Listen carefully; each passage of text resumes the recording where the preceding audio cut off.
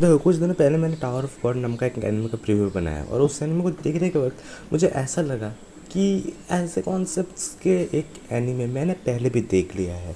यहाँ पर जो टर्म्स है जैसे कि इरेगुलर, ऐसे टर्म्स के साथ मैं कहीं पर मिल चुका हूँ और वो एनिमे का नाम है angel of death. Angel of death anime के साथ टावर ऑफ गॉड एनिमे का बहुत सारे मेल है। जैसे कि टावर ऑफ गॉड एनिमे पर आपको एक टावर के ऊपर चढ़ना होता है और एंजल ऑफ डेथ एनिमे पर आपको एक बिल्डिंग के ऊपर चढ़ना होता है। Basically same concept. Tower of God में आपको ऊपर जाने के लिए रीज़न बहुत कुछ है, एंजल ऑफ डेथ में रीज़न काफ़ी बुरे हैं लेकिन फिर भी रीजंस है। एंड सबसे बड़ी बात, टावर ऑफ गॉड के main character, female main character का नाम है रेचल और यहाँ पर भी फीमेल मेन कैरेक्टर का नाम रेचल ही है।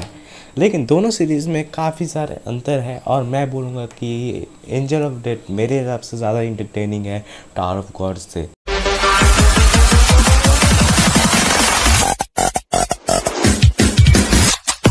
एंजल ऑफ डेथ एनिमे 2018 साल को रिलीज़ हुआ था और इस एनिमे के कुल मिलाकर 12 एपिसोड और 4 ओवीए है।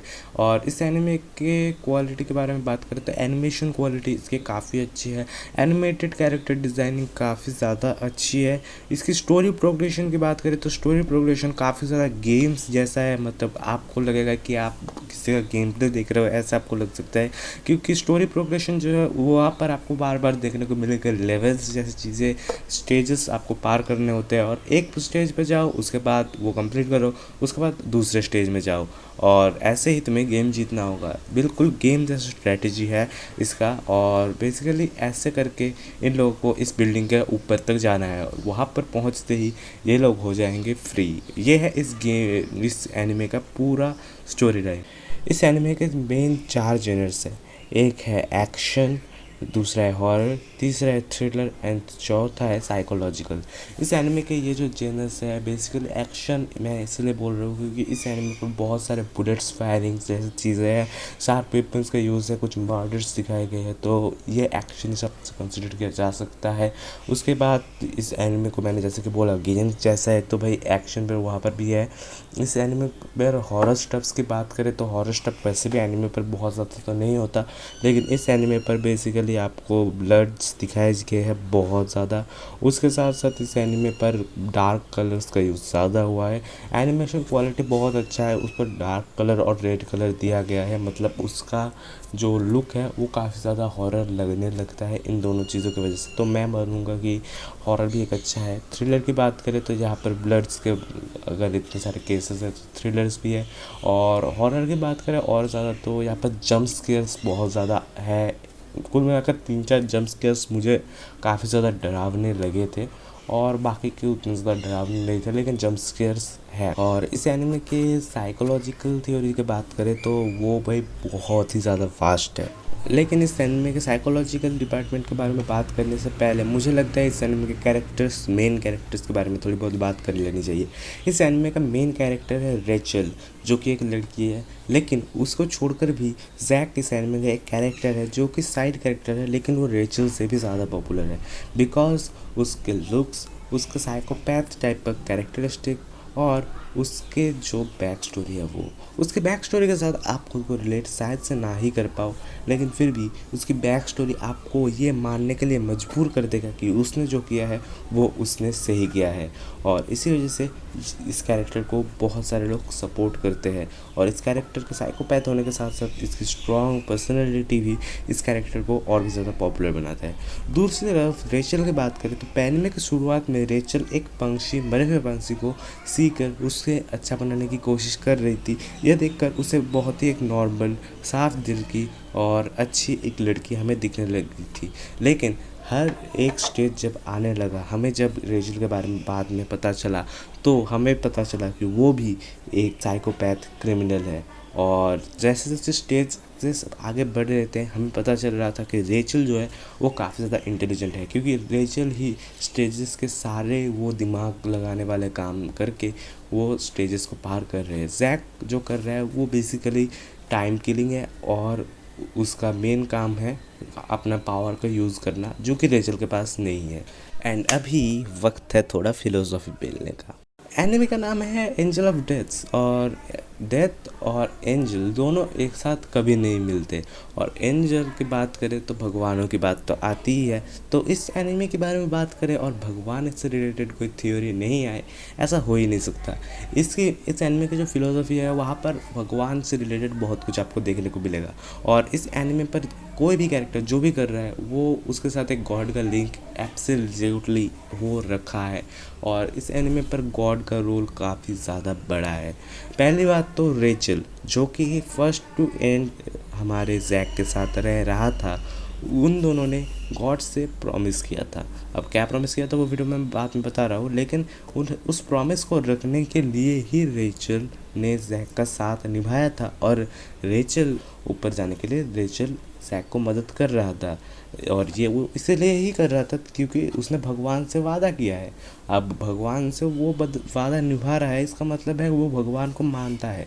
यानी कि हम उसे थेसिस्ट के रूप में देख सकते हैं, यानी कि वो भगवान से डरती है और वो भगवान को मानती है। दूसरी तरफ जैक की बात करें तो जैक एक फ्री बंदा है, उसे गॉड क्या है, गॉड क्यों है, और वो कहाँ से आया है, इन सब के बारे में उसे कुछ नहीं जानना है। और उसे कोई परवाह नहीं है कि गॉड से किए गए वादे को ना निभाए तो उसके साथ क्या होगा। तो इसी वजह से वो वादा करने के वक्त भी जैसे नहीं सोचा था, वैसे वो वादा तोड़ने के वक्त भी कभी नहीं सोचेगा। ये बात नॉर्मल है, तो उसे हम एंटीथेसिस्ट के हिसाब से देख सकते हैं। अभी तक का फिलोसफी की बात करें तो वो बहुत ही ज़्यादा नॉर्मल कॉमन है, लेकिन इसके बाद एक कैरेक्टर आता है जिस कैरेक्टर का नाम है इब्राहिम ग्रे। इस कैरेक्टर का बेसिकली इस एनिमे पर एक जज जैसा रोल है। और इस एनिमे पर जब हमें एकदम एंड के एपिसोड, शायद से ये एपिसोड 10 पर था, जहाँ पर रेचल और इब्राहिम ग्रे की कॉन्वर्सेशन चल रही थी, और उस रेचल ने बोला था कि बाइबल पर ऐसा कुछ लिखा नहीं है कि तुम मुझे जिस वजह से सज़ा दे रहे हो, ऐसा कुछ बाइबल पर लिखा नहीं है। उसने बोला कि देखो, मैं तुम्हारे भगवान को नहीं मानता और तुम मेरे भगवान को नहीं मानते। तुम्हारे भगवान और मेरा भगवान बिल्कुल अलग है। देखो, पिछले 2 मिनट से मैंने जो बकचोदी की है उस बकचोदी के पीछे कारण है, मैं फालतू में नहीं पकड़ा। तो देखो, पहली बात तो इस एनिमे ने एक बहुत ही सेंसिटिव फिलोसॉफिकल क्वेश्चन को कवर किया है, जिस क्वेश्चन का मानना है what makes a God a god. भगवान को भगवान असल में कौन बनाता है। इसके पीछे बहुत सारे लोग बहुत सारे रीज़न देते हैं, पावर, ऐसे ऐसे बहुत सारे रीज़न। उस तरफ से देखा जाए, पहली बात इब्राहिम ग्रे इस एनिमे का एक जजमेंट का रोल प्ले कर रहा है। और बेसिकली वो खुद को भगवान मानता है, और ना भी माने क्यों, वो इस पूरे टावर का बोल सकते हो लीडर है। उसके आदेश छोड़कर यहाँ पर कुछ भी नहीं हो सकता, तो वो खुद का भगवान क्यों ना माने। लेकिन दूसरी तरफ रेचल नहीं मानती है इब्राहिम ग्रे भगवान है। तो फिर रेचल के लिए भगवान असल में कौन है? रेचल के लिए असल में भगवान है हमारा जैक। क्योंकि देखो, गॉड को हम बेसिकली क्या सोचते हैं, एक पर्सन जो कि हमारे बुरे वक्त पर हमें अकेला छोड़कर ना चले जाए। रेचल को एक साथी मिला था अपने बुरे वक्त में, और इसी वजह से रेचल के लिए जैक बन चुका था भगवान। और इब्राहिम ग्रे रेचल के लिए भगवान इसलिए भी नहीं है क्योंकि रेचल के थॉट्स और इब्राहिम ग्रे के थॉट्स मैच नहीं करते। यहाँ पर हम मान सकते हैं कि भगवान जो है वो हम खुद ही बनाते हैं। रेचल ने जैक को मारने की भी कोशिश की थी, और इससे और एक पॉइंट ये लोग कवर करते हैं, हम भगवान को उस वक्त क्रिएट करते हैं और डिस्ट्रॉय भी करते हैं।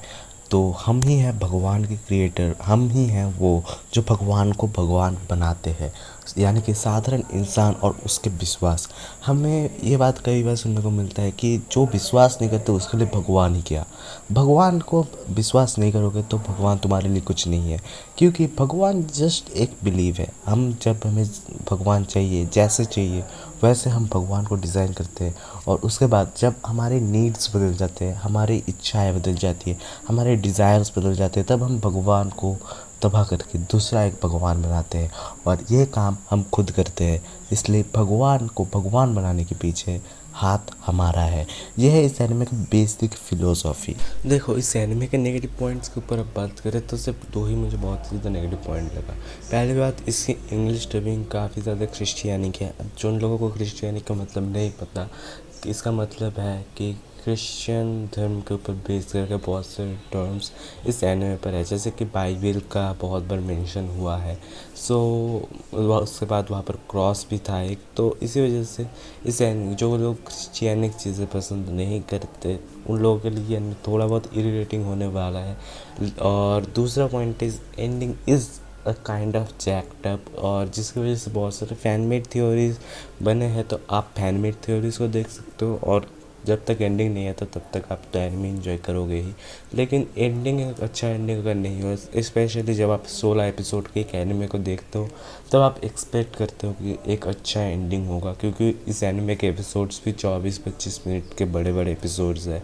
तो एक्सपेक्टेशन रहती है कि अच्छा एंडिंग हुआ, लेकिन एंडिंग उतना अच्छा रहता नहीं है। तो इस वजह से मुझे लगता है कि एंडिंग थोड़ा और अच्छा होना चाहिए था। और बेसिकली मुझे यही दो चीज़ें इस एनिमे पर बुरी लगी, बाकी सब चीज़ें कहीं ना कहीं जाकर ठीक ठाक है या तो फिर काफ़ी अच्छा है। तो यहाँ पर ख़त्म होता है हमारा वीडियो। आशा करता है आपको पसंद आएगा। अगर पसंद आया तो लाइक करना, अपने दोस्तों के साथ शेयर करना, चैनल को सब्सक्राइब कर देना। मिलता है मेरे अगले वीडियो पर, तब तक के लिए गुड बाय।